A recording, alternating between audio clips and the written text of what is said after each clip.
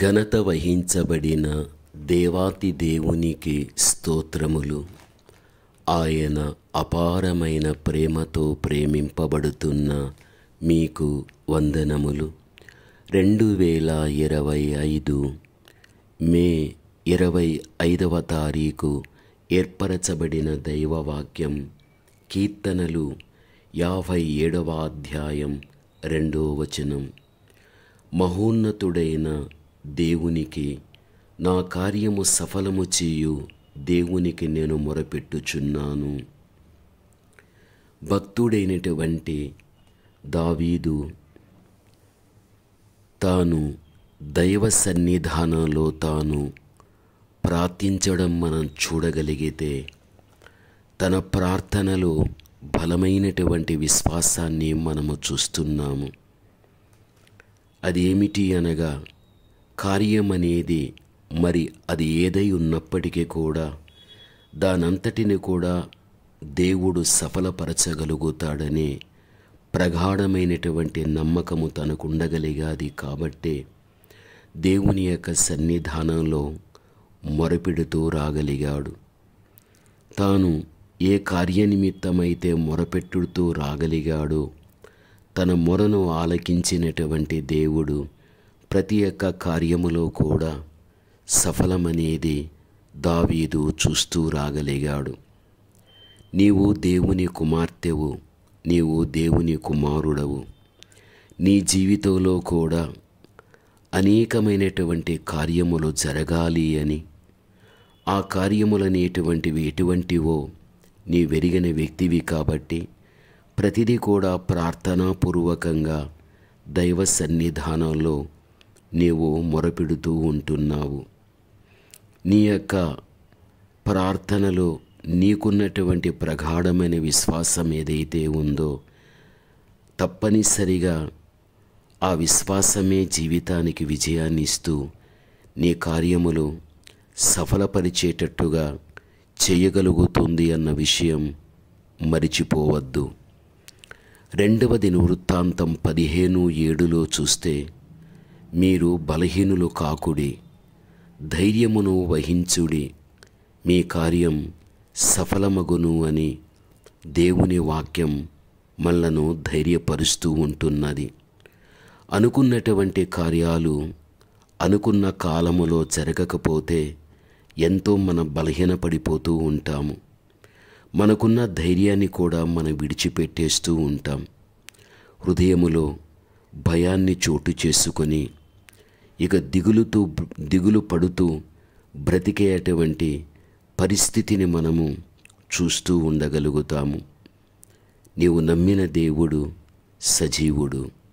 నీవు నమ్మినటువంటి దేవుడు నిన్ను బలహీనతల్లో నుండి బయటపడవేసి నీ యొక్క ధైర్యాన్ని పోగొట్టి భయాన్ని కలిగించేటువంటిది అది ఏదై ఉన్నప్పటికీ కూడా దానిని కూడా దేవుడు తొలగించి ధైర్యమనేది నీకిచ్చి, నీవు తలపెట్టిన కార్యాలు ఏవైతే ఉన్నాయో అవన్నీ కూడా సఫలపరచటానికి నీవు నమ్మిన నీ దేవుడు సమర్థత కలిగిన దేవుడై ఉంటున్నాడు అనేటువంటిది నీవు పూర్తిగా నమ్మవలసినటువంటి వ్యక్తివై నీవు ఉంటున్నావు. అందుకే ఎక్కడ కానీ జీవితంలో బలహీనత చెందవద్దు. నీవు బలము కలిగిన వాడివి, బలము కలిగిన దానివి. తప్పనిసరిగా నీవు చేసేటువంటి ప్రార్థనలో బలమైన కార్యాలు చూడగలుగుతాం. బైబిల్ ఏం చెబుతుంది అనగా, మనం ద్వితీయోపదేశకాండం 32వ అధ్యాయం 30వ వచన భాగములో చూడగలిగినట్లయితే దైవవాక్యం మనకు సెలవిస్తూ ఉంటున్నది. ఏమని అనగా, ఒక్కడు ఎట్లు 1000 మందిని తరుమును, ఇద్దరు ఎట్లు 10,000 మందిని పారదోలుదురు. నిజమే, ఒక్కడు 1000 మందిని తరమగలిగితే ఇద్దరు 2,000 మందినే తరమాలి. అయితే ఇక్కడ ఇద్దరు 10,000 మందిని తరుముదురు అని దైవవాక్యంలో చూడగలం. ఇక్కడ మనము గమనించినట్లయితే ఒక వ్యక్తి చేసేటువంటి ప్రార్థన అంతంత మాత్రమే కార్యాలు అనేవి జరుగుతూ రాగలుగుతాయి.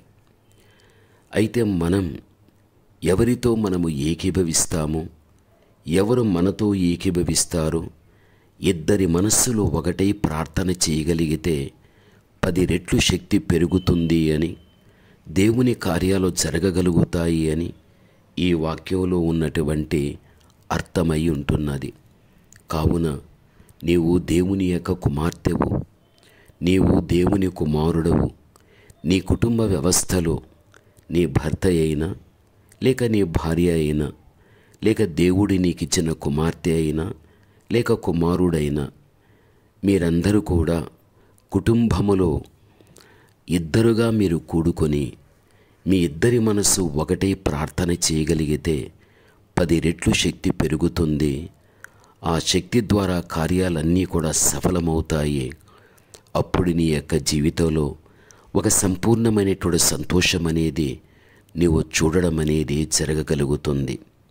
కావున ఎక్కడ కానీ హృదయములో ఆందోళన పెట్టుకోవద్దు, కలవరము చెందవద్దు. కుటుంబ వ్యవస్థలో నీతో ఒకరిని కలుపుకో, నీవు వారితో కలిసిపో. ఇద్దరి మనస్సు ఒకటిగా ఉండి ప్రార్థించగలిగితే శక్తి అనేది పెరుగుతుంది. కార్యములనేవి నీ కంటికి కనిపించేటట్టుగా దేవుడు చేయగలుగుతాడు.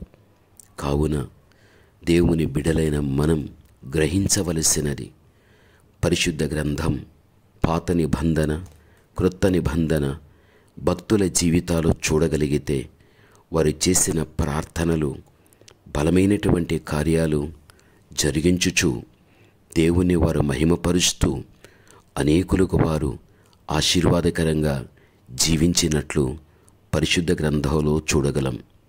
వారిని బట్టి మనం అనుసరిద్దాం. ప్రార్థన. పరమతండ్రి అయిన మా దేవ, ఘనమైన మీ నామమునకు స్తోత్రాలు. మీ మాటలు వినుచున్న మీ బిడ్డలు తండ్రి, తమ కార్యాలు సఫలపరిచే దేవుడైనటువంటి మీకు ఇప్పటికే ఎంతో కాలం మొరపెట్టగలిగారు. దయచేసి తమ కార్యాలన్నిటినీ కూడా మీరు సఫలపరిచి బిడ్డలకు సమాధానము, నెమ్మదిని, ఆదరణ దయచేయమని యేసయ్య నామములో ప్రార్థన చేస్తున్నాము తండ్రి. ఆమేన్.